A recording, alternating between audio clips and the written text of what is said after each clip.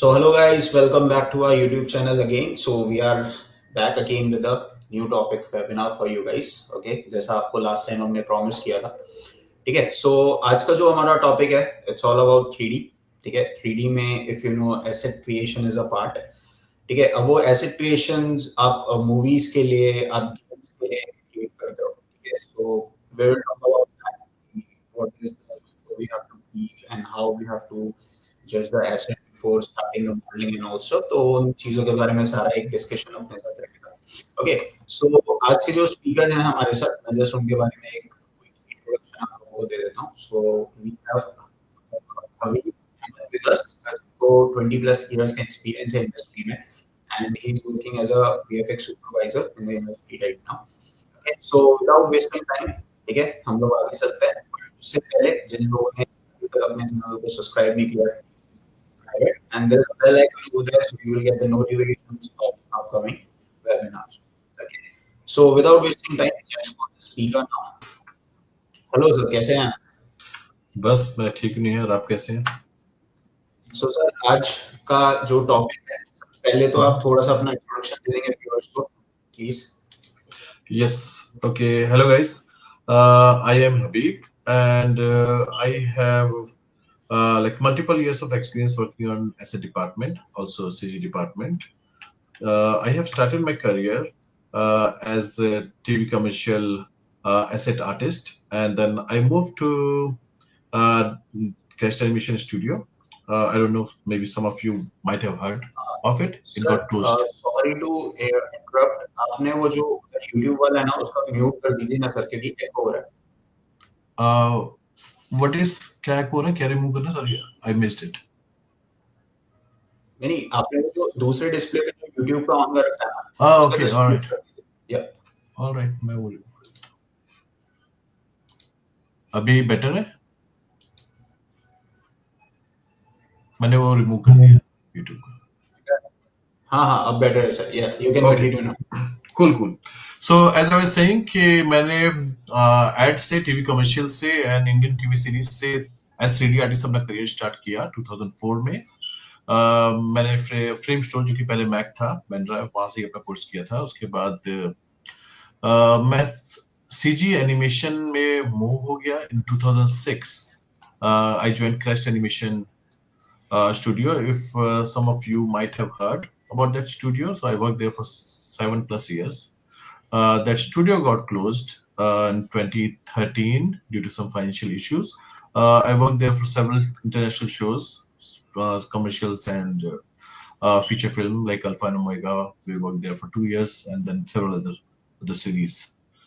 After that, when Crest got closed, I joined Prime Focus in 2013, and we have worked there for Sin City 2 within Prime Focus. That was a very big movie in terms of visual effect point of view, and everything, like all frame of the movie had some sort of visual effect, either complete background removal or CG characters or some other stuff. So we all have worked on it. And in the same year, Prime Focus had a tie-up with Double Negative London, and we used to work on some part of some Hollywood movies like Hercules and some other movies. But next year, Prime Focus overtook Double Negative London, and Prime Focus became the parent company. And I was fortunate enough to represent Prime Focus as a department. So we had a team of 20+ artists. Initially, it was 12. So we went to London. I was there from as a department along with my HOD, and then we were there for 7 months to get trained on the DNEC pipeline so that we can set up DNEC studio in India. And then we came back to India 2015, and then DNEC Mumbai started. I was there until 2019. I worked on several shows, including Wonder Woman and many other shows. I like Life, Wonder Woman, and Alita Battle Angel, Blade Runner. Blade Runner won Oscar. So the same year. After that, after 2019, I moved to Montreal, and I joined MPC. And since then, I moved to like I worked in MPC and then Mr. X, Rocket Science, Montreal and Toronto, and then I'm in Montreal right now. I was working there with Double Negative again as asset supervisor and then later CG supervisor. Now, unfortunately, Double Negative Montreal got closed due to some writer strike and tax credit issue within the city. But yeah, currently I'm working with my own setup. And yeah, this is about myself. So my total experience is mostly from the asset department. Initially, I started as a modeler, then I worked as asset supervisor, and then I worked as CG supervisor. So yeah, that is my introduction. Great, great, sir. So we are very thank you just came out of your busy schedule and just help us to guide about the asset creations and all stuff. So sir थोड़ा सा आप topic के बारे में एक quick brief देंगे कि आज का टॉपिक है क्या, what we gonna cover it. Yeah. So आज के टॉपिक के हिसाब से like it is mostly gonna be overall assets, how asset is gonna be built, what studio needs. We will be covering asset aesthetics. We will be covering technical requirement, technical overview of asset creation. I'm gonna talk about mostly studio requirements. What big studios, larger studio functions slightly different than smaller studio. Larger studio functions slightly different than if you are working independently as a freelancers. So we'll talk about that in detail. Also, larger studios have their own pipeline. How do we work on that pipeline? We will touch base to that point as well, including software, what you need to focus on, what should be focused on, and towards the end we will talk about the job application, how you should approach to particular job and what kind of showreel you should be making, what point you need to just keep in your mind before you make showreel or while you're presenting your work. So I will cover all these points. Okay sir, great. So guys, जैसा कि sir ने describe किया, okay, so this will be the interesting thing you guys want to know. Because क्या होता है कि starting में when you play for the asset modelings and all stuff, तो हमें कुछ आइडियाज नहीं होते कि how to make a show reel and all stuff, तो उस चीज पे भी सर गाइड करेंगे. तो sir without wasting time let's start. तो आप स्टार्ट कर Yeah. सकते हैं सर, अपना स्क्रीन शेयर कर सकते हैं if you want. All right. Yeah, I will share my screen, but first I just wanted to talk about a few things, and then Yeah, slowly I'll share my screen. sure So sir. just give me 1 second. Sure sir.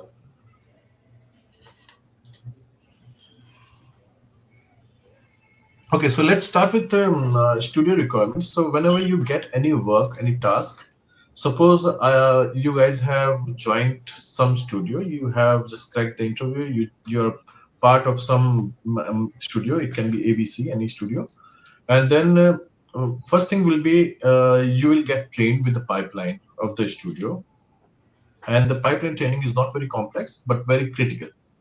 It's very, very important, but it's very easy. Every studio has their own pipeline, just to understand how you need to send your file throughout one department to other department, how you have to manage your files, how file is going to be rendered, executed, and what tools you'll be using. That all are part of pipeline. And generally, if you are being part of any bigger studio, for example like ILM, Veta, DNAG, or any other bigger studios, they will have more robust pipeline. They but robust pipeline, but at the same time that those pipelines are very, very rigid. So you cannot use any other tool, maybe any other software, even though those softwares are free. You cannot use into those pipelines. So initially, you will be getting overview of very basic training probably for the pipeline, and then you will have.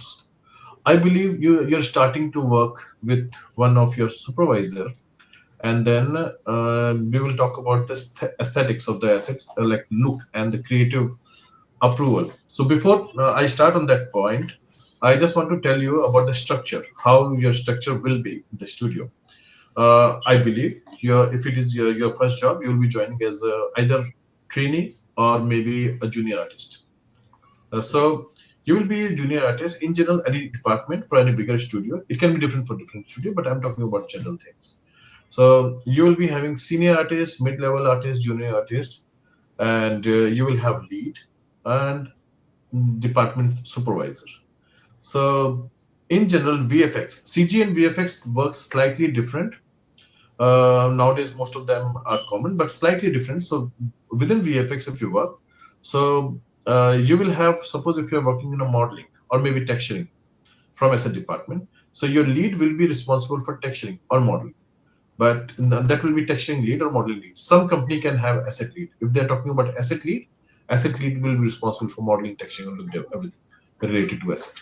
So in general, it is going to be modeling lead, and then on top of that there will be asset supervisor will be responsible for everything related to asset, and maybe several leads would be working with asset supervisor. Sometimes there is no lead, only asset supervisor works directly with artist.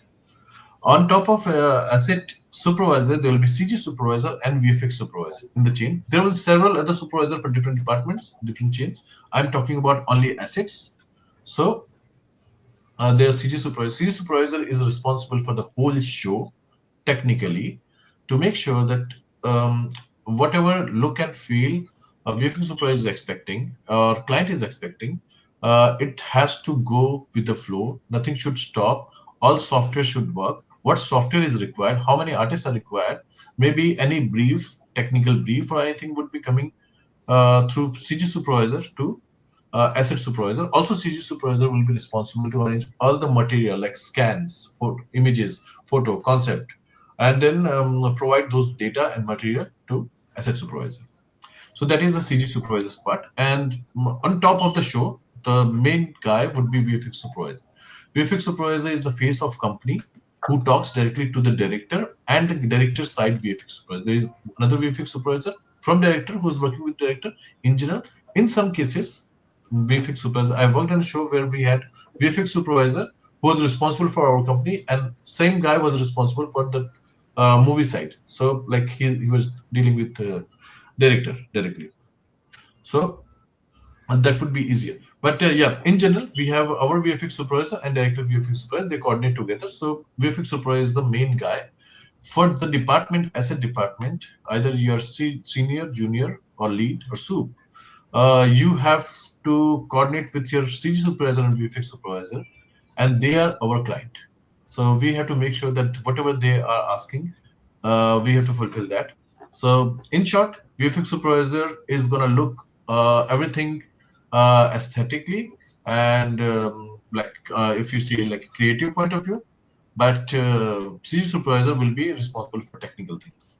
So that is the Okay. structure overview. This is very important to understand. So suppose whenever you are getting any asset work, so you will receive a brief from your asset supervisor, and then probably sometimes asset supervisor brief you directly or lead can brief you. It depends. So if you get the brief, you will have the understanding of this is the asset you need to build. Asset can be anything. It can be a prop. It can be a hard surface model or like vehicle, or it can be organic characters or digitable or other things. To just to understand all those digitables and characters, so or creatures are something what we call. I'm going to share my screen. So um, I'll share my screen, then we'll talk about this. Okay. Yes, sir. So I So have already shared your screen, sir. You can great, just cool. work on that. Yeah. All right. So this is, if you can see, there is a character. This is tiger model. So this is called creature because this is not digitable. Digitable is something like by the name you understand. Generally, we call it body double when there is a movie and actor, there is duplicate of an actor. That is called body double. So for that actor's duplicate digitally would be called a digitable. So most of the work character wise we get for digitable. Digitable is like when we get scan of character, and we have to make it. So scan can be like two kind of scan. One is lidar, one is photogrammetry. Okay. So for characters we get only photogrammetry. Photogrammetry is like uh, based on images, where we have a lot of images and then we generate scan out of images. And the lidar is generally which is using 3D scan. So Okay. generally for characters it is not lidar, it is always photogrammetry, having like rig of camera and then click those images and then generate the scan. So but yeah, for if you're working on creature like this, or it can be any creature. For example, it is a cockroach, or it can be a deer, or maybe a creature anything which is not in real life. We are creating something like as per the brief. This tiger is in real life, but of course tiger is not acting. There is no real tiger. So we are creating something from the base, from scratch. So that will be called creature. Character, which is in terms of creativity, we have to make something as per the design, that is called creature. But if it is a real life character, which is we are making double, that is called dg double. So that's the difference, dg double and creature. So we'll talk about a technical point of view about that later, about edge loop and all. If we talk about aesthetics, so we have to make sure that whatever aesthetics. So sometimes when artists work on the model or texture, sometimes they put a lot of inputs, like they add a lot of smaller details. That is something which we all should avoid. We should always focus on the major point, like blocking, where we can have the blocking overall shape get done and get it approved with your supervisor. And then after that, that is called stages. Like stage one should be blocking, then stage two will be next level of detail, stage three will be uh, almost final detail within studio, and then stage four generally approved from client. So different stages we work all the time. So that is something we should keep in mind. Sometimes artists, I've seen artists when they start working on it, they work on suppose face part, very detailed, and they don't pay attention on the other part of the body. Or sometimes they work on the body, but they don't pay attention. Or maybe some details are more high res on the some part of the body, but not consistent everywhere. But we should avoid that. We should have like same similar kind of consistency. Initially blocking, then next stages, then next stages. Okay, So sir. that is So, the yeah. yeah, sorry to interrupt, sir. One question from my side is that when we use this tiger in a movie, so like in studios, should we have a deadline of poly count over there, or for the movies we don't have any poly count deadline? It depends. Like each show, what kind of role? Suppose it is a hero asset. We generally so hero asset. First, we understand the hero. Any asset which is going to be in the center of the screen or maybe half screen, that will be called hero asset. Any asset, maybe it is a creature, but this is the role of that creature. This creature is not going to be hero. Maybe there will be few more creatures. So it doesn't matter what kind of asset you are working, but if that asset is in the center of screen or close up, that will be called hero asset. So if that asset is hero, so generally there is no limit of polygon. But in terms of polygon, I always say everyone within my team, and that is I believe is the best way. Don't focus on any technical aspect at the moment. Initially, when you work on any asset, aesthetically, when you get it approved, just get the look. Maybe you have to take your model to ZBrush to get it sculpted, or within Maya, you just do your blocking. Get the best look out of it. Don't worry about the edge loop. Don't worry about the polygon. Nothing that can be dealt later. There's a lot of other tools to handle that, and those are technical points that those technical points can always adjust. Once and you have to get it approved through your VFX supervisor. First, you have to get it approved through your department supervisor. Department supervisor will give you a note back and forth, and then once it is approved, it will be presented to visual effects supervisor, VFX soup, and then if he likes, he will see the turntable. Or sometimes he might ask you to show the model, but he's not going to see what kind of polygon you have or what kind of edge loop you have. He's going to see only the look. If he's happy with the look, all good. Then after that, you can come back and for rigging requirement, your department supervisor will tell you what kind of edge loop should be there. He will check if edge loops are good. Initially, in general, modelers having experience, they just keep edge loops from start, right edge loops. So based on the muscle, if for example this tiger has like different kind of muscle segments, so these edge loops are not very straight. It's based on the muscle. And same time, department supervisor will coordinate with CG supervisors to understand what kind of render time they are expecting. If it is gonna be, if they need to have like very high res, sometimes we have like 100,000, more than 100,000 poly as well, and that is also okay. This is if you see, this is the general poly count we have for hero assets. And then after that, smoothness can be applied at lighting level or look level. That can be dealt later. One more thing I want to talk about creature. When we work on creature, that is like a kind of technical point, but related to aesthetics as well. to get proper mesh flow and the proper mesh movement, we work on muscles. So always we have to create, first we have to get it approved, this model from VFX Group. If it is approved, then with CG supervisor and department supervisor, you will be asked to create muscle inside this model. And muscle you have to study, you should have the knowledge. If you don't have knowledge, you can definitely refer. There are a lot of resources online Yes. to check the muscle flow and just get the correct muscle. And then there will be like different layers, the muscle, and then after that there will be fat layer on top of muscle and skin. Sometimes we are asked to build that as well. And then rigor will probably give you slight feedback back and forth about the muscle if he thinks that some deformation is not coming in right.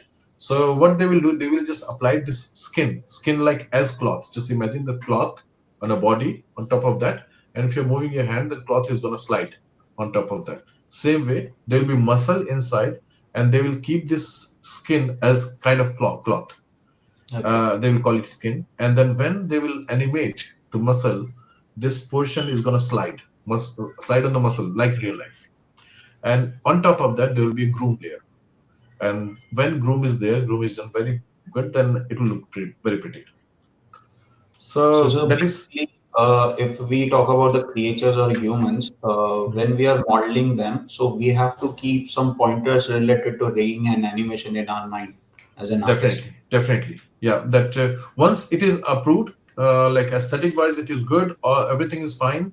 You Yeah. need to have multiple images, as much as reference you can get it.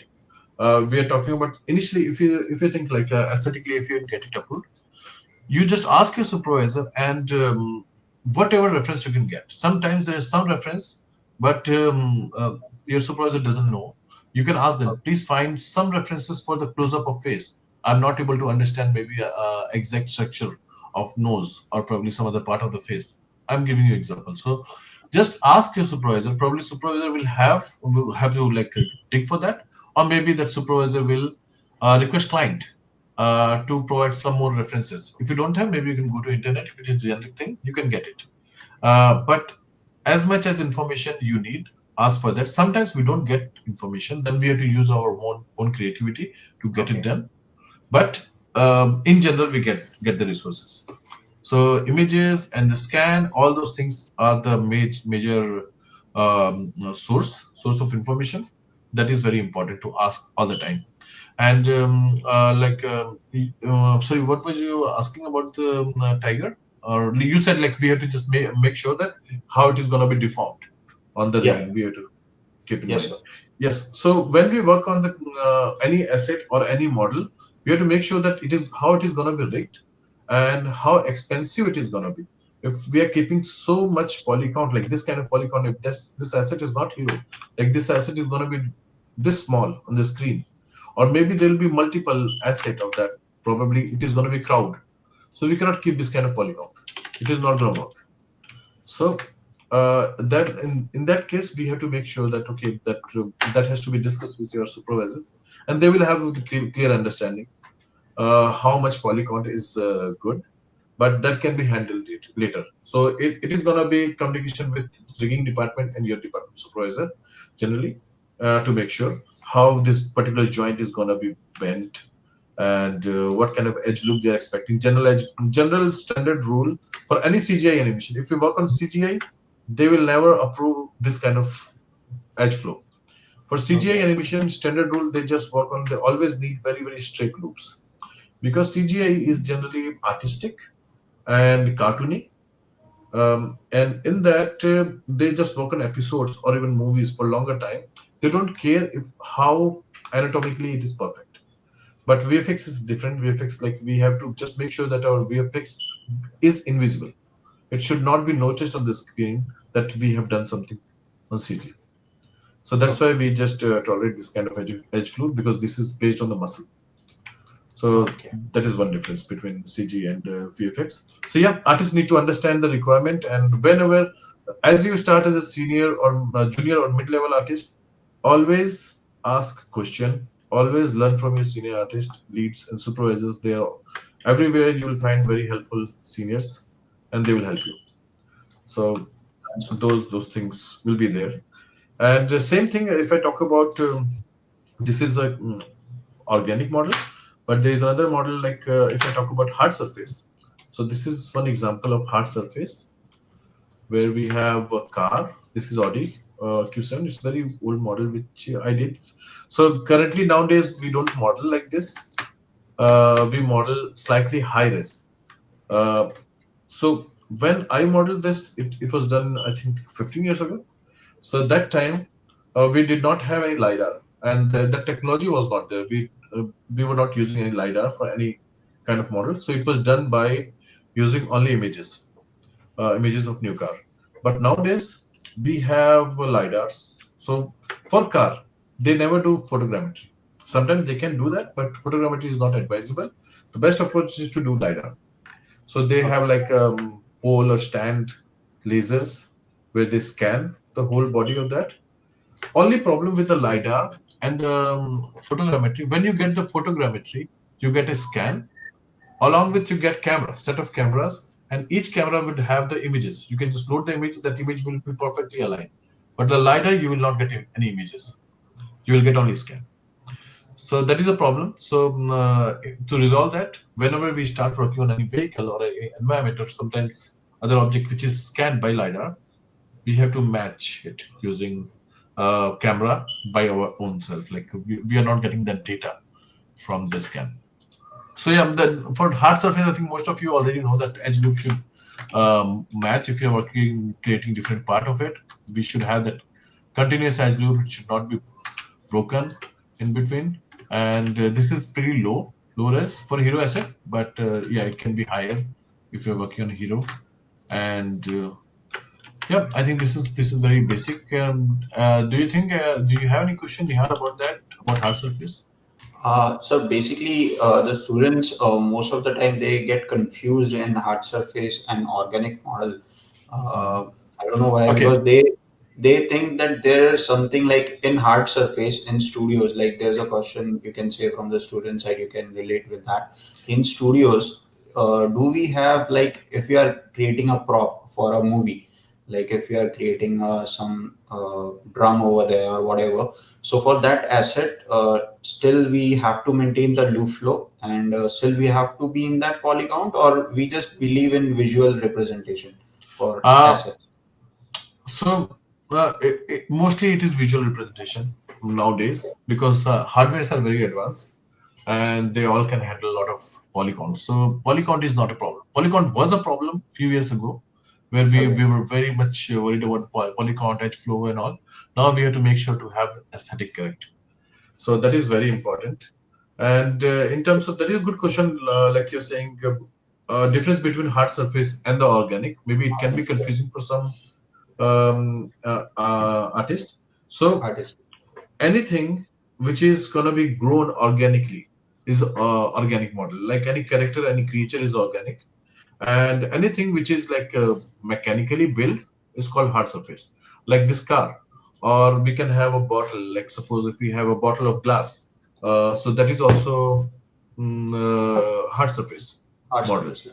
Or if it is like a mouse, we have like that mouse is also hard surface. But suppose if we have a rock, very strong rock, but rock is not hard surface, that is an organic model because that Okay. rock is grown. It is hard, but it is grown organically. It can be broken organically anywhere. So that is called organic model. So if it is a plant or tree, it is going to be organic model. Suppose some character, some robotic character, or like if Terminator, where we have the Arnold having like full body or some part of that mechanical arm or something mechanical. So that arm is going to be hard surface, but the rest of the body will be organic. So that is the basic difference between hard surface or organic, which can be like organically developed, where we do not have like perfect shape, like built by machine. That is organic. Okay, sir. So there's one question from a student also, that do we have to know the anatomy of an animal to build a 3D model, basically? So I think so. In this, we can explain with the help of two examples. Like there is a cartoon character and a cartoon animal. So what will be the difference in that, sir? He's just asking for the Um, anatomy. Always, if you know the anatomy, it is helpful. That is there is the plus, but I would not say that is a blockage. If you don't know, you should be having that ability to learn and find the solution. When you build something, when you build an animal, if I talk about tiger again, let me just switch back here. So if I talk about tiger, so there are different kind of muscles. So if you see that muscles of tiger or any other cat are quite similar, having that understanding is very good. So any fine artist who would be building that, it's not like fine artist having that muscle experience will be best, but that will be a plus for him to just get it done. But if you don't have that understanding of anatomy, you can definitely research that whenever you are building an asset, you can do it. If you talk about cartoon characters, suppose if you're building a cartoon tiger, maybe that will be very artistic. So that cartoon doesn't have to be anatomically perfect as real life tiger or as a cat. Maybe it can be very small body or very big head, or maybe very small head or very big body, or maybe very long legs. So that anatomy is not perfect, but that is artistic. So for CGI animation or cartoon character, having anatomy knowledge is of course a plus all the time, because if I make these legs very long, then also anatomy is there. That anatomy is not going to change. That proportion might change, but anatomy is not going to change. But that is not a blocker. You can definitely learn that. Do your research when you're building something. But doing research and learning those things are going to be plus. But yeah, that is advantage. But it's not a blocker.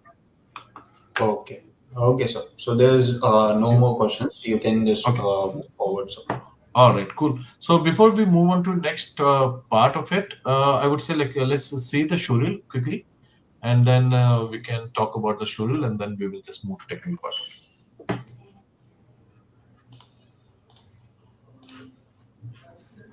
Yes, sir. So I will just play Uh, the video, sir. yeah, just play the video. I will maybe ask you to stop in between, and then we will talk about it. So, Sure. all right. So this is the Fast and Furious movie, which we have worked in Mumbai when I was part of dealing Mumbai.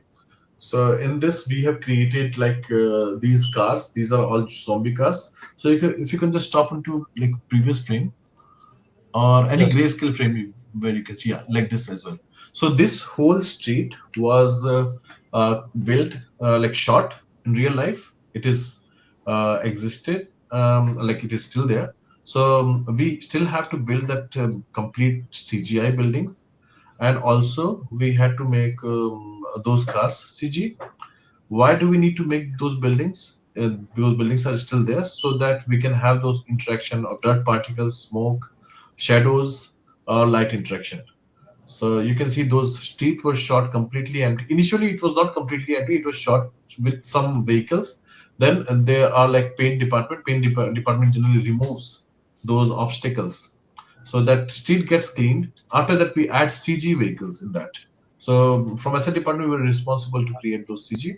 Environment department was responsible to create these buildings, trees, and all those things. There was a paint department who have cleaned up those shot. So yeah, you can go ahead. Okay, so basically, sir, what they do, like, which I just got the understanding is that, like, if Hmm. I want to create this scene in 3D, Hmm. if some student is joining a team and they have to work on this, so what they do, I think so, they distribute the work according to the department, na? Like, building will be of this department and the cars will Yes. be by them and all. Of Okay. course, because different kind of work would be part of different departments. Like I said, buildings or like terrains or environment or forest, those are part of generally environment department. Environment departments are responsible to create anything which is going to be part of environment. Like they use scatters, they use speed tree for the tree. Some nowadays people started using Unreal for environment a lot. Yeah. And asset department comes with where we have to build like mostly hero or non-hero assets like cars, vehicles, digitables, creatures, props, which can be handled by asset department or handled by actors. So those things will be part of asset department. And Sure, sir. yeah, there are several other departments as well. So if we talk about some environment department also work on assets, like those are not hero assets, but for example, these trees, there are a lot of trees. So they will build some trees or they will maybe have some speed tree assets on that. So they will call it asset, but that is not asset department. Okay. Okay, you can see these cars are falling. Some of those cars they have shot in real, but most of the cars were added CG later. So we have built many car. I don't have exact number at the moment. I think it is 25 plus car. No, I think 30 plus cars we Okay. created, and those were very very high resolution, very detailed car, including very high detail on the underside undercarriage. Because these cars are falling off, so undercarriages are also visible, and interior everything was like very detailed and perfectly matched to the real life cars. Real life. uh, Okay. so this was very interesting show at DNEC when we worked. You can see this, there's smoke and a lot of particles. If there is no CGI building, those interaction would not be possible. They cannot add it to the plate. So for having that interaction, those buildings also need to be built. So all Okay. these cars, you can see, like I think 80% of these cars are CG, and the underside and everything was very very detailed as per the real cars example.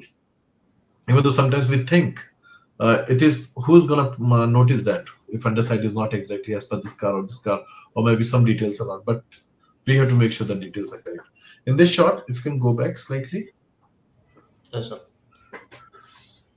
so yeah, here if you can see that this saw was created CG. Even though actor had the saw in the hand, but that saw was not cutting the car. So just to cut the car, so that saw we built the saw, we built this car, so that actor is cutting. So it should look like that. It is rotating, and there is spark, of course, CG. It was added. So all this thing, you can see this reflection. Just to add, sometimes we have everything, but just to add the reflection to avoid that camera visible Yes, sir. and some other actors visible, we have to replace the glass of the car Glass. Yeah. and just add the CG on that. So yeah, you can go ahead. Here there is a Hummer. We have built CG Hummers for the interaction of the scaffolding, which was fold. Yeah, over here you can see the debris of scaffolding. So there is an interaction, and also the windshield of this car was when we had some shot where they have used rock along with inside the car, but they did not have any windshield. So windshield was created. See, like whole vehicle was created. Vehicle is generally replaced in the shot if you are having a CGI overtake, so they can hide some part to render. So in some shots they render only windshield, and rest everything was real. And some shot they have rendered everything. So it was Okay. like mix and match, like they did. So there's I think so one shot which I like the most is this one. There's I Yeah, think the this one. back This one shot. exactly. This one was the first asset which was started for this movie, and I was the only artist that time. So I remember that this particular object I created, and then after that, car and all those environment and everything was coming in. But initially, he started with this particular asset. So this asset was also like it is kind of a hook. I'm forgetting the name of that asset. That was very interesting name, but it's like several years now, so I don't remember it. So yeah, that car was short. Everything was there in real, but we had to replace so that impact can be generated. That CG part Okay. is going in, and there will be damage and impact. To have that impact, we need to have CGI of CG that. element. So that portion would be rendered CGI. Great. So yeah, And like this this. was You all can see I this. think so, the Everything Mercedes. was Yeah. sorry. Yeah, ये Mercedes वाला भी sir. This looks also Yes, fine. exactly same. Like Mercedes वाला भी और बाकी जितने भी cars हैं, सब cars में वो attached था और सब cars हैं stories like that. They are just trying to stop another car using this. Okay. We have seen this already. We've seen this too. And then this is Blade Runner. So this movie, we were working with like I was part of DNEC, and DNEC and Veta both were working together on this. So Veta have generated this particular scene using miniatures. They have created miniature building, and they had the camera movement. We had to create this interaction of this fog, and you can see the vehicles flying on top. You can see there are small flying cars are flying, and there are a lot of lighting interaction. To execute that, we had to create this whole city again in CG. So we received these buildings from Veta, but of course there were a few elements which needed to be added, and also like texture was not exactly working. LookDev, because every company has their own pipeline. Pipeline is also LookDev is also part of pipeline, which is very essential part of pipeline. So what tool they will be using for LookDev? DNAG was using Claris that time. I'm not sure if Veta using Claris or not, but Dine was using Claris. Some studio use Houdini nowadays for look dev. Some are using Redshift. Some are using some other tools. Maybe we cannot have that asset 100% used. If we receive asset from another studio, we have to rebuild our look dev using texture maps. Sometimes some maps need to be regenerated. Sometimes some fixes on the model is also required. So yeah, that was done for this shot. There were several other shots in this movie, but yeah, this was very long and interesting shot. And this is Mockingjay 2 Hunger Games. It was also very old, I think 2014 I worked on it. So this whole arena, you see this black arena, as per the story, this was covered by oil, but they have shot very clean, open arena, and we were responsible to make it look like oil. Like it was covered by oil. After that, oil removed. So we have created everything. Like in this, we have got the scan, then separate pieces we have created. We went to ZBrush, we sculpted those details on the surface as per the oil. But now after the rendering and comp and everything it became too dark, so we don't see any oil detail. But yeah, that was very there was fine details, very good looking details. But this whole arena was recreated over here using ZBrush. So it looks like there was some oil damage. It was very white and clean arena.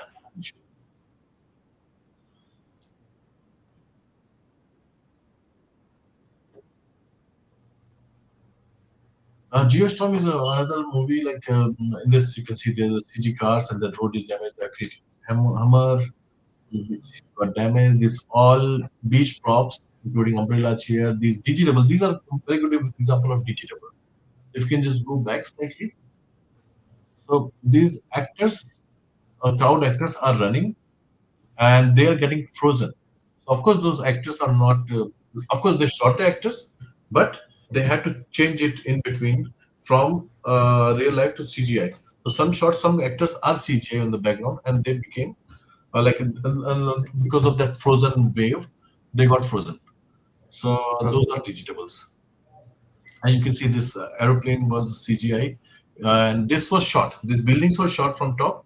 In order to have the interaction of that airplane, we had to create these buildings on CG. Okay. And of course, there are a lot of effects also involved in this. Effects department is separate. So similarly to Wonder Woman was one of the first show at Mumbai, DNEC. This is Wonder Woman Part 1. So we have created most of the background vehicles here. Characters are not digitable in this shot. Yeah, this flying characters are everywhere is not digitable. Somewhere it is like jumping based on the wire and wire removal was done. But in some part, character was completely digitable. But we haven't worked on the character. We worked on mostly on the background vehicles and cars. And these are some props over here. So this whole background was created CG.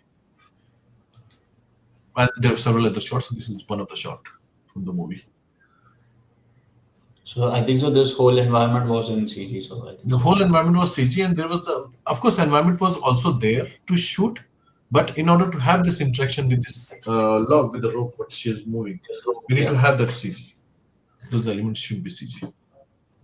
Okay. So basically, if a superhero contains a weapon, so that weapon is gonna create it in Maya, like it is a CC weapon. So the environment in which he gonna shoot, that should be also in CC. I think so. That should also be CG because otherwise we will not be able to show the impact. Sometimes, in some cases, we need to have like everything CG.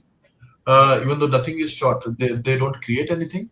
They just have like green growth, and we have to replace everything. Sometimes they have environment, but some elements of the environment are CG or some are real.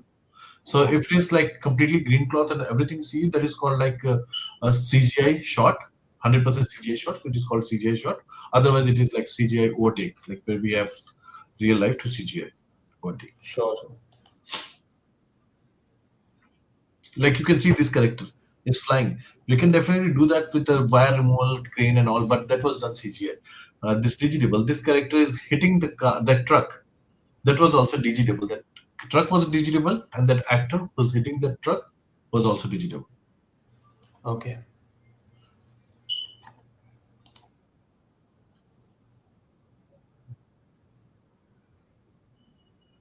Yeah, this one.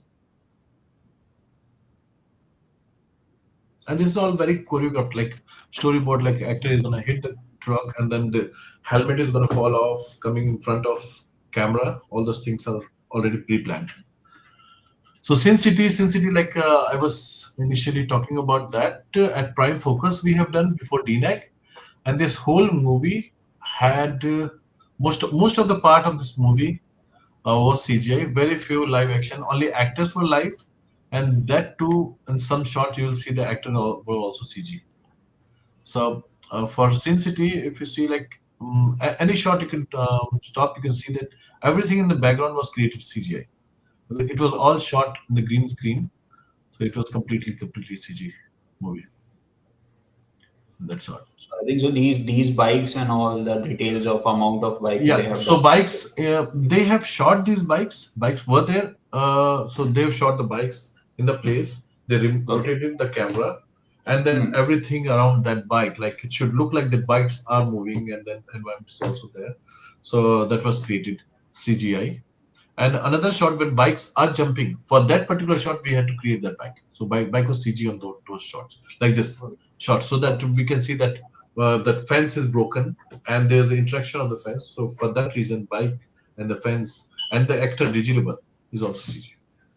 Okay. So it was done on Prime Focus, by Prime Focus team. And this is Ant-Man and Wasp again, like this vehicle, of course, this prop is CG. This bike which is falling off is CG. The truck in front of that is CG. The actor who is falling off from the bike is digitable. Okay. So you can go ahead. You'll see the flatbed truck. You will see Ant-Man as well. Yeah, this Ant-Man and flatbed truck, both of them are CG. The Ant-Man, of course, the scale to have that, and there's road and everything, because road is also getting broken. So all these things, this car and truck, all this detail. This one shot, sometimes one frame takes like months of like hundreds of artists of different departments working together to get it done. So basically, sir, render takes time now. Much I think so. Render The takes time, but render is not a problem at the moment because most of the studios are having their farm, and now we okay. have like a lot of virtual farm as well. So Okay. a lot of services are there. So that's I think more or less are resolved, but mostly getting it executed and coordination between team and get that particular look is Look. the It's VFX supervisor's role. Yeah. So yeah, this is live. Another very good movie, and this is International Space Station. I was working there as a modeling artist. There was another lead and soup in that. So I was responsible for one part of the space station. I don't remember the name of that part, but there was like I think it was divided between 5 to 6 part, that whole space station. And it looks very if we do it, we see okay, nothing is visible at the moment. We don't have to add a lot of details, but there are a lot of finer details are there because in this movie, in different part, different shots, there are a lot of close-up shots where we had interaction of different elements. So all Yeah, those like things, yeah, all those things we had to create that international space station, which is in real life present. So yeah, that was that very detailed movie, the detailed asset in that movie.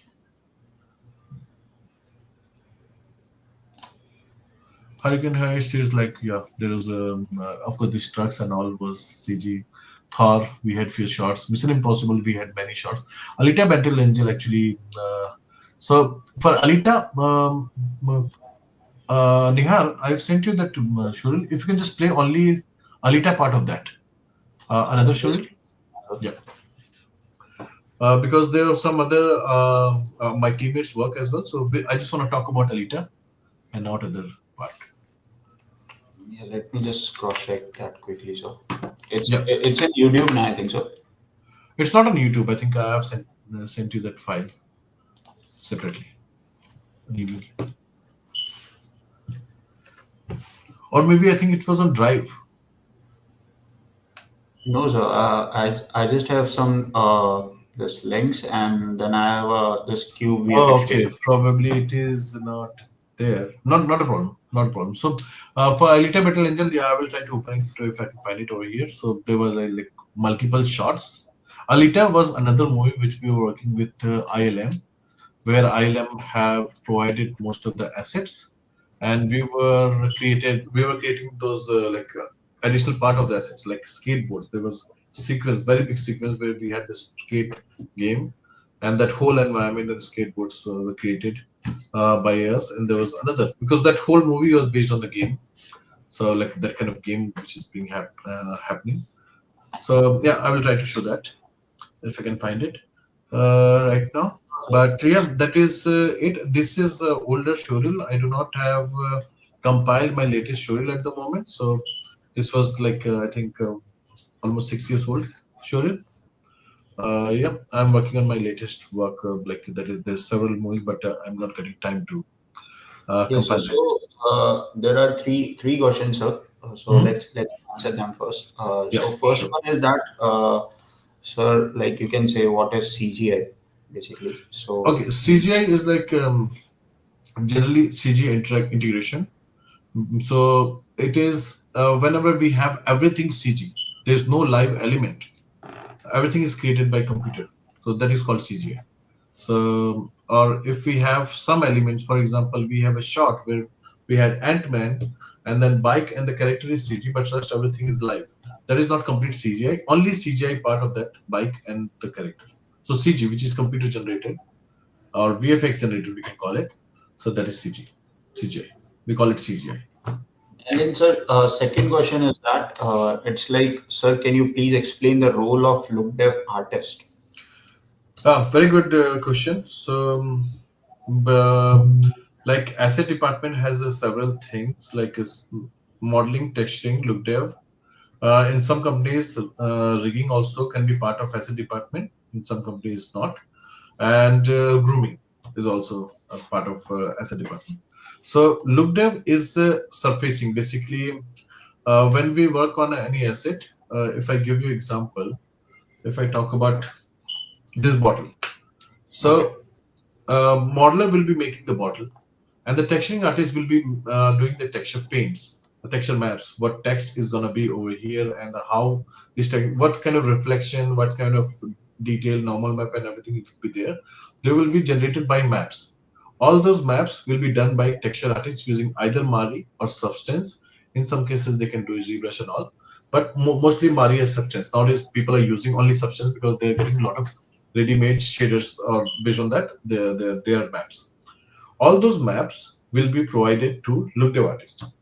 So look-dev artist will be using those maps, and based on that, he will adjust the value of shader, and that he will be creating the shader exact look for that asset.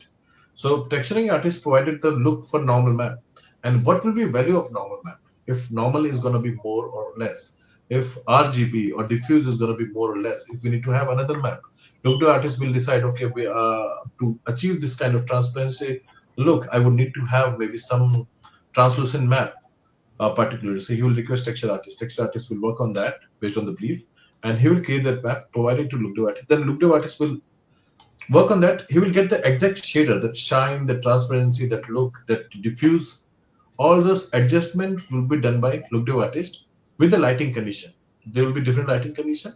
So some lighting conditions are pretty standard, which will be like every studio has their own turntable setup where they use the lighting condition, and that is very standard. So look artist uses to make sure that you get that look in that lighting, but that look can be different into the shot because shot has a different lighting. So in that case, generally look artist check with the supervisor and the CG supervisors to understand if he can get the light rig for that particular shot. For example, just think about that Ant-Man shot. If it is an outdoor shot, so lighting condition of outdoor, lighting condition would indoor would be different. Even the outdoor has a several lighting condition. To get the same lighting condition, he will get that look and get it approved by VFX supervisor. So presentation of that look of the shader. So it is shader. which is responsibility of look artist, and texture maps are responsibility of texturing artist, and model responsibility of modeling artist. Okay, sir. So Yeah. the next question is that, sir, how do decide the scale of an object relative to one another while building a city, basically? Yeah, that is. It depends. Like every company has their own scale. Some companies, for example, DNEG is working into decimeter scale, which is like 1/10 of real life. So if it is real life characteristics, suppose my height is 6 feet, so my on CGI my height will be 1/6.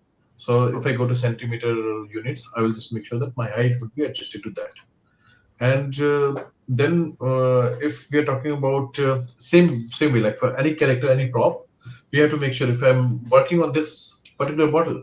So when you receive the reference materials, when you receive either scan or images, you will also receive scale chart. There will be either ruler next to this object, or maybe it will mention that this is 12 inches long bottle, or maybe 25 centimeter or 30 centimeter tall bottle. Or same with the buildings. Suppose if you are getting working on a building, so there will be a cube in general when we receive scan data. So along with the scan, there will be a meter cube. So that cube, it will be written on top of that. It is a meter cube. So based on that, we will understand this is 1 meter. And now in our studio, if you're working on decimeter, we will scale everything to 1/10. If that's suppose Veta work on 1 on 1 scale. So that's why sharing data sometimes can be challenging because of the scale. It is okay for asset department, but for short it is different because it is a rig and everything involved in that. But once we get the data, so every asset what we get, either reference material or if we get the lidar or anything, they are scale reference, and it is always advisable to just fix your scaling before you start working on it. And if you don't have that information, ask your immediate supervisor or lead, and they will be responsible to provide you information. But yeah, it's very straightforward thing. Every studio has their own skill setup, and based on that, they will just give you that. Sure, sir. So the next question is that while surfacing a hero assets, do we need use base mesh or subdivided mesh? Um, that is that is actually very nice question. Very important question. All those we feel that sometimes some artists start using base mesh. Like I would not say base mesh. I would say mesh without subdivision. Where we have base mesh generally called as a low poly mesh, but actually I think as per this question, I believe base mesh is like a non-subdivided mesh is referring. So if it is non-subdivided, some artists start working on non-subdivided mesh, but that is not a right approach. Maybe to get the basic shader and all, we can use that. But in order to add the detail, we should always use subdivided mesh. Or we have to check if that asset is gonna be subdivided. Some asset is not required to be subdivided. So based on the requirement, if asset is gonna be subdivided, we should always be using subdivided mesh. Because that surface detail is gonna be smoothness of the surface and curvature would be different. So Okay, it's so always better to check. basically the amount of surface containing a detail, it depends on that, I think so. It depends on that. For example, eyes. So Okay. if we have eye without subdividing, like it's like non-smooth eye, and if we texture that, maybe it will intersect with the eyelid, and then eyelid will be different. But as soon as we apply smoothness or subdivision, then it will become very smooth. The detail is going to be different. So as per the subdivision, we have to add the detail. How it is Okay. going to be used? Like if it is going to be subdivided in the shot, we have to use the subdivided mesh for texture Sure. or surfacing. Okay. So there is one more question before we go ahead, sir. It's like, can we join as a fresher for a look dev artist in studio? Like Yeah, some definitely. studios like for the freshers over there. Yeah, they do that. They hire at all department at all level, like freshers, and I think most of the studios now, like MPC, DNEG, and Frame Store, all those studios, I know that they are hiring. I think several number of fresher artists from institutes directly to for internship, and after that, based on their performance, they will just give them a permanent position. So definitely, there are a lot of artists joins. Either some artists are working from texturing department and then look dev department. Some artists are working as texture and look dev. That also depends on the company. Some company has a common role for texture and look dev artists, that is called surfacing artist. So surfacing artist will be responsible for that. But yeah, they hire for look dev as well, especially. Okay, so there's one additional question from my side on that question is like if some students wants to go and look dev, so what should be the key points they have to learn for that particularly? For look dev, they should have. I think if you are gonna apply for look dev, any artist who is gonna apply for look dev, just make sure to have the learn about texturing also, because getting understanding of texturing is very important for look dev artists, so that you create your own map, and then when you work on your showreel, when we talk about showreel, we'll just touch with this point as well, that Yeah. you just show all your maps, all your channels, what you used. You use the diffuse, you use normal, you use height map, and other sort of maps, like some roughness and all. So all those map you need to show, and how you used it. What is your final output? So that will be your final. So it will show you the variety of map which you generated. Maybe so that person is not going to be asking about the texture. You will have to show your shaded model, shaded like with the shading information using those maps. So those channel, just show that channel, those channels as well.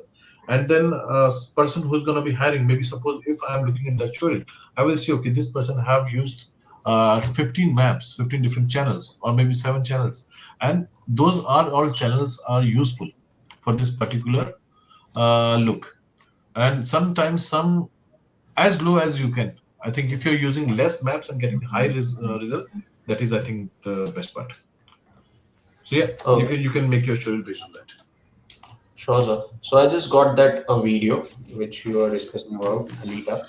So I will Yeah, just Alita. add that and then I will Okay. just show to the guys. Just a minute, guys.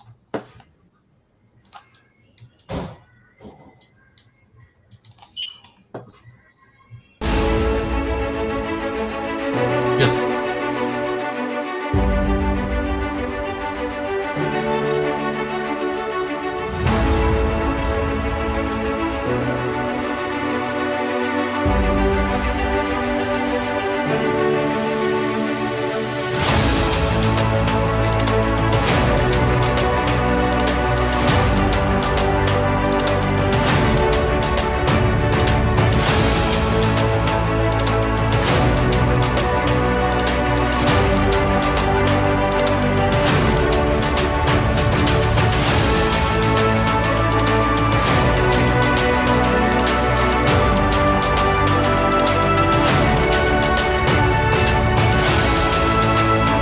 Yeah. So let's go to the start of that.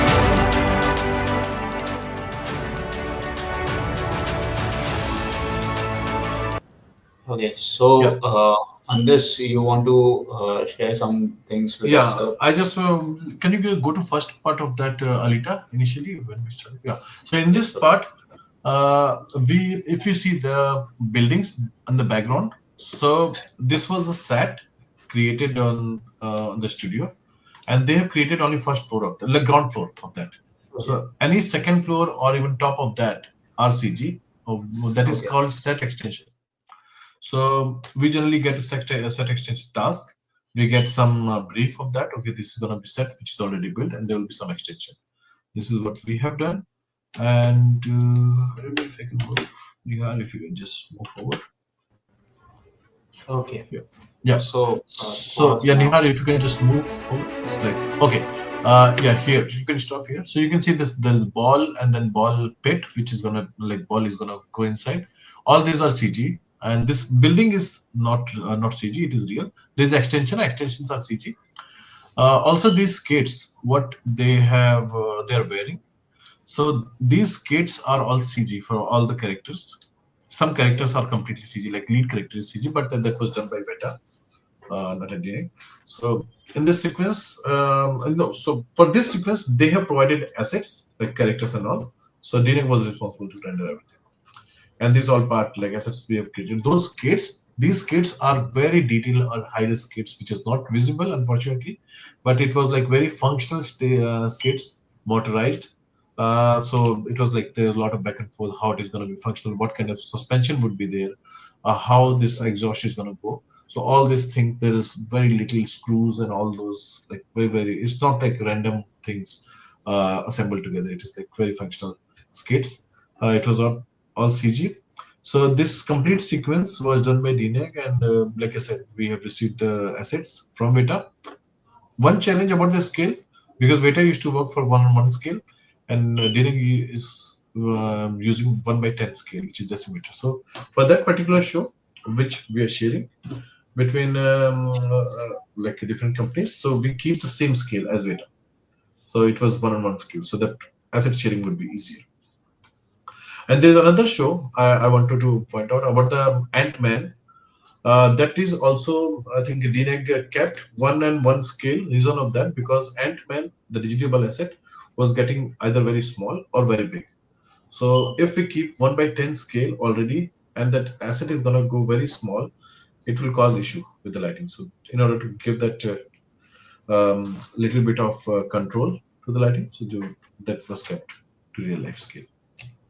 Sure, So yeah, sure, sure. yeah, that's the only thing I want to talk about, Alita. You can just I can move on to next topic. I think a Yes, little bit. So technically, about the asset creation, there are several things like we discussed about the poly count and all, like we have covered while we are talking about that. So we should have always the continuous poly count. That is the best scenario. We should always have the chords. Can I share my screen again? Here, I will talk about that. yes, sir. Sure. Okay, yeah. So when we talk about that, we should always have that poly count in chord. That is the best case. But having triangle is not going to hurt. We can keep triangles as well. But we should always avoid more than four sided. We should not have pentagons. We should not have in six-sided or eight-sided or multiple sided or a star. We should also avoid star. Star is like junction of faces. Suppose if we have this kind of faces together, we should not have this kind of structure. Okay. That will cause issue. So always we should have our equally distributed. Try to keep in order to reduce polygons. Sometimes people have like they remove, suppose one, two, or so they can keep this kind of faces. I think they should avoid these kind of faces as well. They should try to keep square as much as possible. That is the best. These are the best practices. Also, there are things like using this transfer attribute. This is one of the very powerful tool of Maya, which I love a lot. Like I use it a lot all the time, which is very useful for transferring. Sometimes we have to keep the same UV and transfer the topology. Sometimes we have to transfer UV between two models. Sometimes we have to transfer topology and UV both. So there are different scenarios. I can give you example of that, but yeah, you can play with that. So based on this is lower part of the information where you keep what information you have. Suppose you have the same topology, select the topology. What you want to transfer. If you want to transfer the topology, you can just select over here. Or if you want to transfer the UV, you can select over here.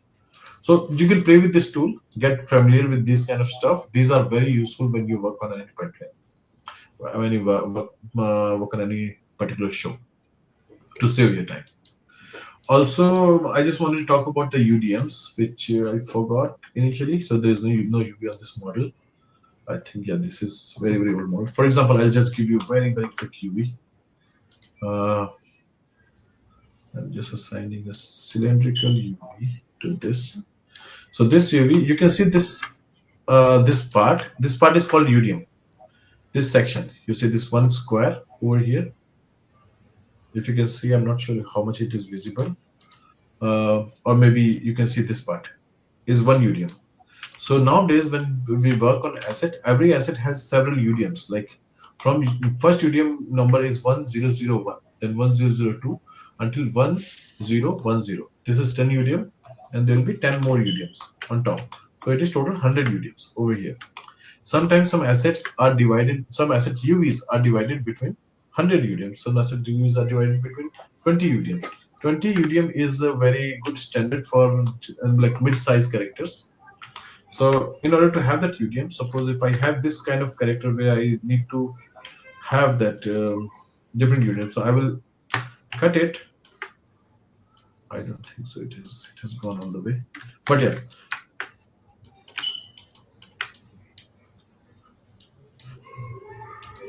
I'm just applying something just to show very quickly. So suppose this is another set of UV. I will just make sure to have that and move into different UV. This is UV. Okay, another UV. And this UV always have to have everything within the UDM. We should not have that UDM, the UV is crossing or touching the border of UDM, which is going to cause a very big issue when we generate maps out of ZBrush or any other software. So that map, displacement map, normal map explodes if it is touching the border. Even though it doesn't show any issue in Maya, but it will cause issue in ZBrush and other software. So always have little bit of gap, not this much, of course, but you can have slight gap from the borders. Always have. So it's like I've distributed it in two, but it can be distributed to 10. So what is the meaning of distribution of the UDO? If I have this character very close to the camera, if it is a hero character, so expectation would be that texture should be visible very high res to the camera. In order to have that texture, we should have very high res. We cannot use more than 4K. Sometimes they use 8K, but 8K is not advisable all the time. So in order to have that high res texture, the texture map divided into several parts. So it is now divided into two separate UDMs, like two separate. If it is a beauty map or if it is an RGB map, so diffuse.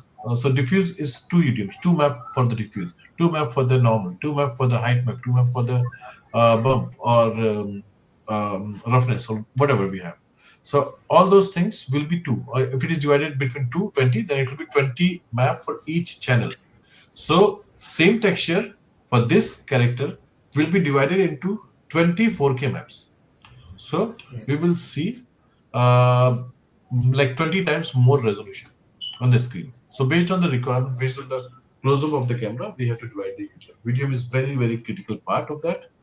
And when generally modeling artists are responsible to do UV and divide the UDM. So it's better to check with your supervisors always what kind of UDMs they are looking for, how many texture maps they can afford.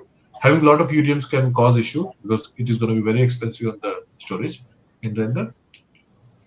And also having less UDMs but high res map like 8K map can resolve the issue, but 8K maps are very expensive to render, so we generally avoid. In general, standard is 4K for hero asset and 2K map for non-hero assets. Okay. So yeah, that is one of the technical point. I just wanted to touch base. Always, you should not have non-manifold or lamina faces. That is very important because it is going to give error on rendering, lighting, ZBrush, or any software you take into your model, even the rigging. You will get kickback. So what is lamina face? You will see that you can just resolve very quickly over here if you go and sorry, not this. My cleanup. You can go and check cleanup. You can see there are options non-manifold and laminar. If select this and just select over here. So if there is any manifold, it will select. So it's not selected like it's clean model, but for example, I have laminar face or non-manifold. So non-manifold is any edge extruded from edge, or sometimes edge get like this. So this is not a right topology. This topology is wrong. So when I select this, it is selected now. It is showing there is a issue, particular issue with this edge. So if I need to have this kind of geometry, what is advisable all the time to have that connected? None of the edge should be connected to more than two faces. This particular edge was connected to three faces. So this is non-manifold. It is going to cause issue. It is not going to subdivide it. If you need to have this kind of structure, so what need to be done? You just have to have you just need to have oh sorry, edge loop is not being added.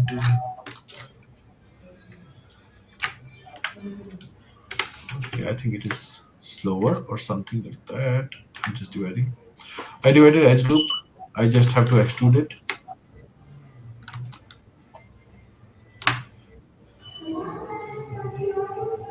like this, and then later I can just scale it as per the requirement. If it is gonna be like this or something, but I cannot have one edge loop connected to more than two faces.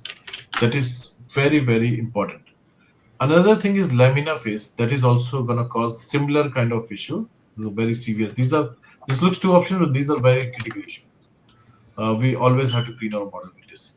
So if any face is extruded, sometimes we extrude a face and we don't move it. Sometimes this face is left over here, and we keep on working on our model. We don't identify there is a face, and then face later on that these vertex got merged. Like all those vertex, vertex got merged, but those four vertex are sharing two faces instead of one. So that is gonna be issue. So if you, sometimes you might have face like if you delete face, then also there is another face. That is called laminar face. So that also have to be resolved. To resolve that, you just need to have this tool. So laminar, all those things are also there, like concave faces, faces for more than four sided. Of course, more than four sided should not be there. We can have chord should be always advisable. We can have triangles. Triangles are okay, but not more than four sided. Non-planar faces. These are all okay. Faces with the hole. Sometimes we keep the hole. Sometimes we don't. Those are fine. But these are always no, big no. Sure, sir. And yeah, this is for the model. For texture map as well, like I talk about the UDM, we need to make sure that how many UDMs we have. So that will depend on the how many numbers of map we have, how many channels we need to create. So texture artists need to always have this discussion with look dev artist and their supervisor, how many channels they need or what channels are absolutely required.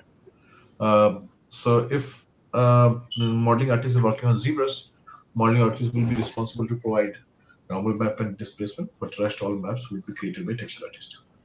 Same for the look day artist. Look day artist will be talking about the maps with texture artist, what they Okay. need exactly. Yep, and if I talk about the large studio pipeline, like we discussed initially, every studio has their own pipeline and their own scale, their own tool, like Lookday tool, and sometimes rigging tools. Some studio for groom tools, some studio work on Yeti, some studio work on XGen for grooming, some studio work on some other tools like Houdini for. So all these things depending on the pipeline, what kind of pipeline they have. So you will be trained with the pipeline. If you know more software, is not going to help a lot. So sometimes we think, oh, okay, we have to learn Houdini, we have to learn Maya, we have to learn maybe Mudbox, ZBrush, or some, like Blender, etc. All those softwares are just a tool. Just make sure, just sharpen your skill, just learn the model. If you know how to create a model, if you know how to create a texture or look dev, these are just the tools. So you can learn any other tool in few days. If suppose you know very good modeling, very good edge flow and aesthetics and everything, then if you can create model in Maya, you can create model in Blender as well. If you can sculpt very good model in ZBrush, you can sculpt in Mudbox as well. So those are just tools. ZBrush is sculpting. So if you are targeting to become a modeler, I would say just focus on your aesthetics. Technical part will be covered later. Aesthetics are very important. And use Maya and ZBrush initially. You can use Blender, whatever tool you can pick up. But ZBrush is very good, very handy to use. So I always suggest to use ZBrush. And for texturing artists, we are targeting to become texturing artists. So Mario and Substance is the key. Mari is very good for the projection, very good projection tool, but it's very heavy. Substance is very good with the shader and those maps generation. There's a lot of ready-made things which you can do Substance. So nowadays, most of the studios are using Substance Painter and Okay. uh, and Look Dev definitely. Look Dev can be like any. It is also like if you know shading, how to create the shader, you can work on any tool. You can work on Redshift, you can work on Houdini. Nowadays, most of the studios are moving to Houdini. Talking about like Bello FX, DNEG, even though MPC I heard, and I think ILM, Veta, all those companies are slowly moving towards Houdini for LibDev. And Mantra and Karma for the shading. also, but renderman and Houdini is the most common part. Session closed. Okay, that's fine. You don't have to. Yeah, Okay, sir. So so yeah, there's one question which I just show you. Is that could you please explain the scope of asset creations in movies, games, and advertisements? um, scope of asset creation as a freelancer or as an artist? Like, what kind of asset creation you're talking about? Okay, like what it should be like, it should be from perspective of freelancer. You can say that. Freelancer, okay. So if I say, of course, asset is very, very essential part of any project. Either it is a movie, games, advertisement, TV series, whatever work. If it is related to CG, it has to be asset need to be there. If it is CG, sometimes some things like on RPM, like roto, paint, and all, doesn't require any asset, but tracking and all does require. So if there is any CG, there is asset. So asset has a good scope, but every department is very very important. I would say like FX has their own importance, comp has their own importance, asset has their own importance. So yeah, it depends on the show, depends on the projects as well. But yeah, it is important. There is a scope all the time. Okay, sir. So there's one more question, sir. Sir, how can we model foliages on wall or any prop like which is used in game environment? Is there any plugin for it or need to create manually? So for foliage, generally nowadays studios are using Speed Tree a lot. So Speed Tree has a very very big library, very good foliage with wind simulation, whatever simulation we need, we can get it done very quickly, and it is very easy to learn. I think within a day anyone can learn Speed Tree. It's not very complex software, and also nowadays people are using start using Unreal for environment for foliage. So using Megascan library for independent users, fab.com Megascan library is free nowadays. You can go and you can access all those assets. So Megascan also is very big. So if you're asking if you need to create manually, there is also a case if there is specific design or a specific kind of asset, a specific kind of leaf of the plant. Maybe they have shot something which is not in the library, which is not generic. You just need to have very specific that you need to model that. You need to create that asset manually. So that is like depending on the requirement. Sure, sir. So there are no more questions right now. So we can just move to our last topic, which is how to build a portfolio and Yeah, what are the things exactly. which we have to keep in mind for the building. Yes, sir. For sure. For portfolio, it is always think from the point of view of person who's going to review your portfolio. Okay. I always suggest everyone or whenever I review, because there's always very less time to review portfolio. Suppose if you are receiving um 20 mail from the HR about the short, sometimes HR also or recruiter also shortlist portfolio and they send very few to us. So we don't have all the time to go through everything. You don't have to show like some art station pages I've seen where people are having so much work. uh, I think instead, I would say just keep your best work. In your showreel also, keep your showreel very tight. Focus on very specific part. If you're going to apply for modeling, or if you're going to apply for look dev artist, texturing artist, or maybe something else, just focus on that part. You can have some model as well. If you maybe you're applying for look dev, just have shader, but model maybe probably you didn't your model. But don't add lot of unfinished work. Just finish whatever you have started. Maybe you just for example, if you're creating character, just make a very beautiful character, spend a lot of time instead of creating a lot of other things. You don't have to show animal, human, car, and prop and weapons and everything to show your modeling skill.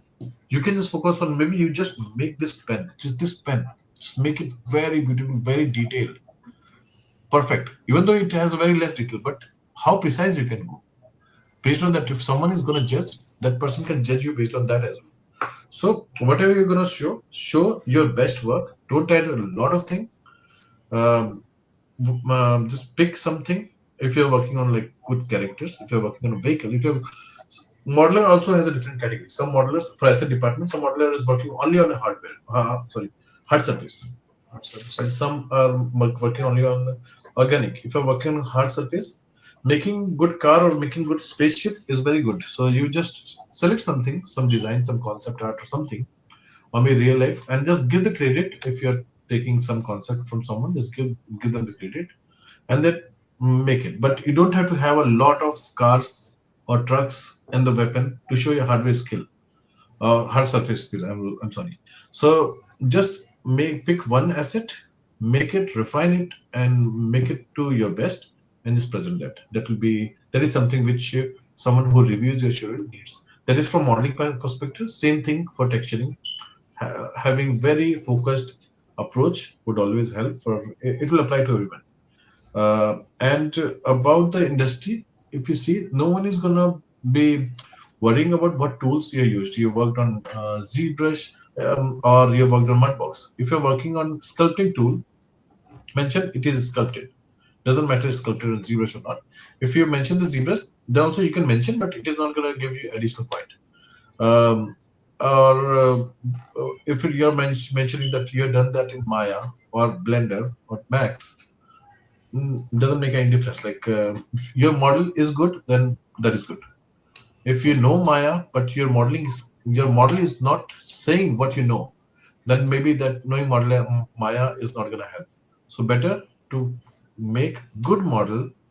And if you're submitting show for the model, just show wireframe as well, just to show your like technical, or yeah, turntable is very important, and also like technical ability, like how you kept your like a wireframe and all.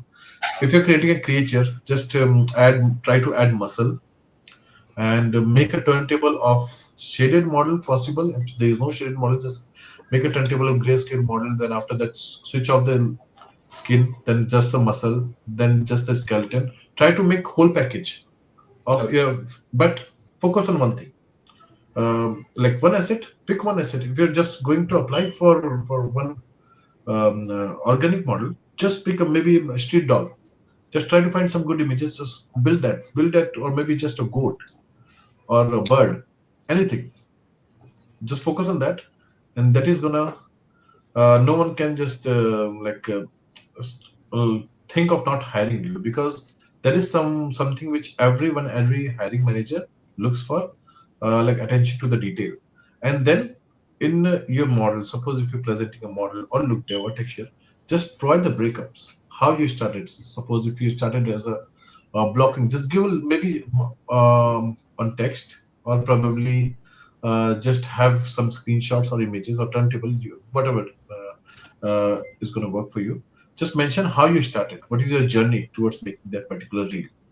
uh, Also, one very important part, having good model, it's very important to have a good lighting.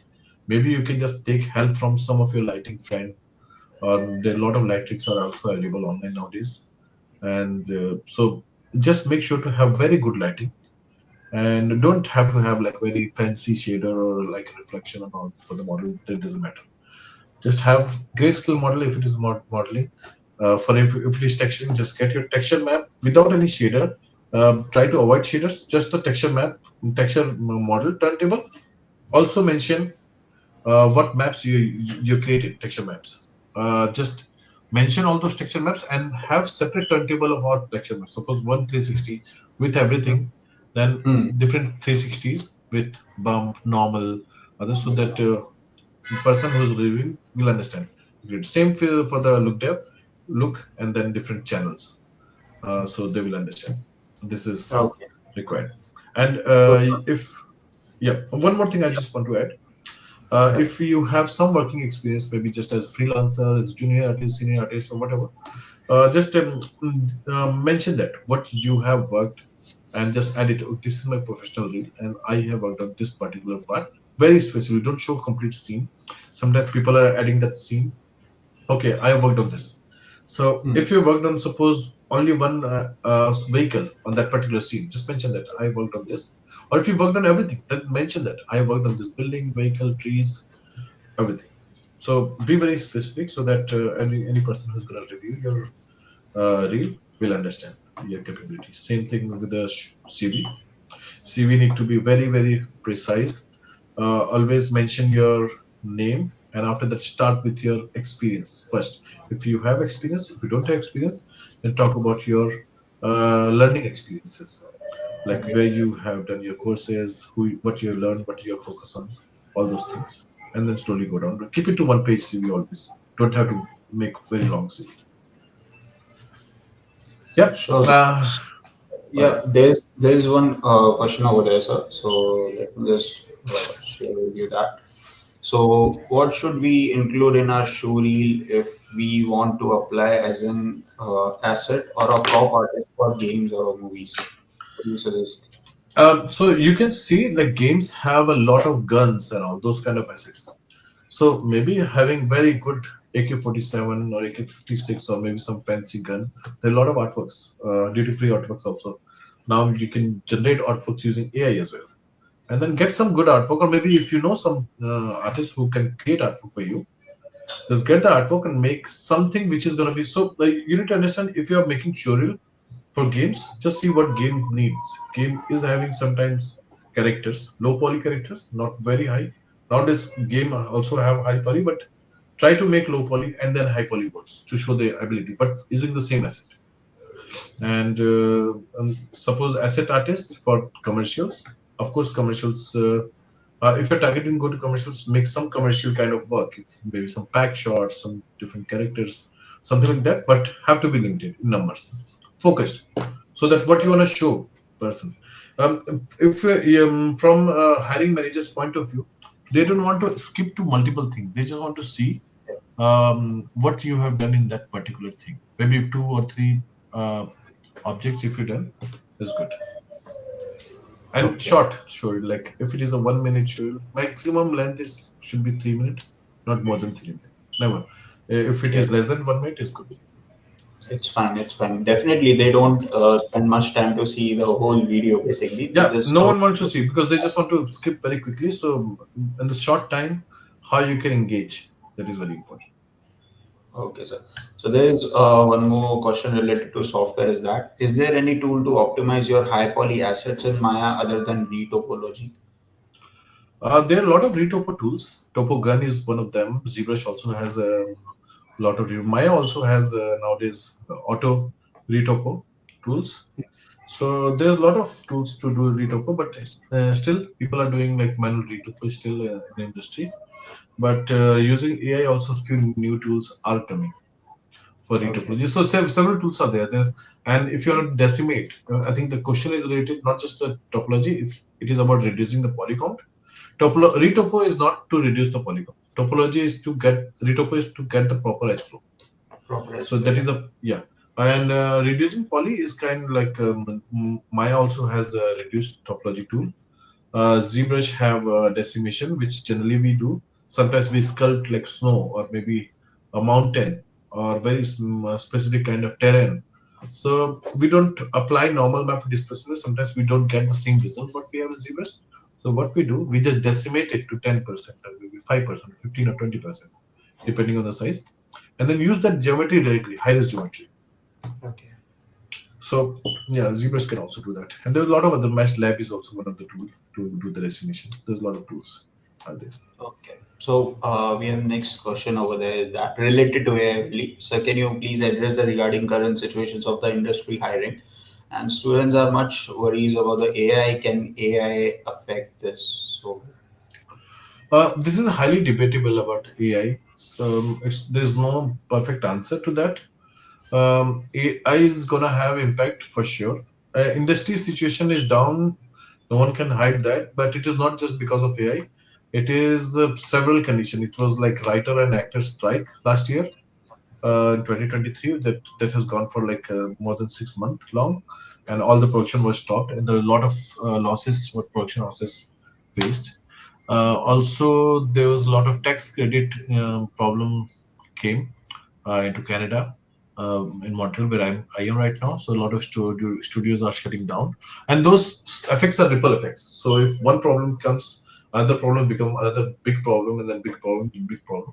And also AI is also like AI is definitely going to have impact. Of course, AI is not going to replace everything or the department, but it's a big impact. I would say no one can avoid that.